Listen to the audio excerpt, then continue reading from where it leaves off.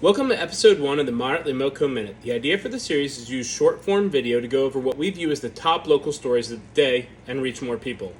First off, we have Adam Pagnucco's Montgomery Perspective latest series looking at the differences between last year's fiscal year 2023 budget compared to the current year. Last week kicked off budget discussions for the coming fiscal 2025 year, with MCPS releasing their 500-plus page proposed budget. The key takeaway from this article in this series is that even though the 4.7% tax increase last year was rationalized by the need to increase funding for MCPS and teachers, many other parts of the government also had major increases, including several that had a larger increase than MCPS.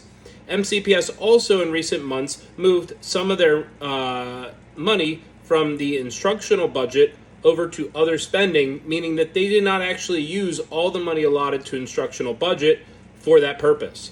It's important to note here that this funding discussion is about operational budgets, which don't include the CIP, or Capital Improvement Program, which covers facilities improvements and maintenance. Looking forward to the rest of the series and various sources starting to look over next year's budget.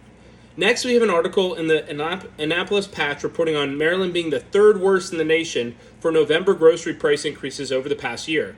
Maryland came in at 7%, after Pennsylvania 8.2%, and Vermont also 7%. This comes amid a backdrop of Maryland's minimum wage going up again on January 1st to $15 an hour from $13.25.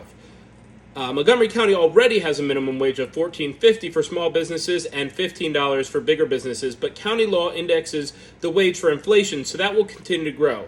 County Executive Mark Elworth said today in minimum wage discussions that he supports taking it over $20 per hour. Without crunching the numbers on how minimum wage and taxes have related to grocery price increases, it's hard to determine causation, but there are costs and trade-offs to these policies, and more businesses may go with automation, AI, and robotics to combat increasing labor costs. Last but not least, we have the third-year anniversary of White's Ferry's closure.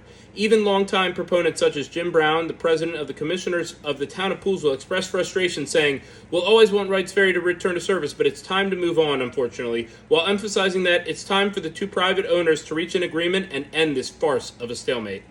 We'll see you next time.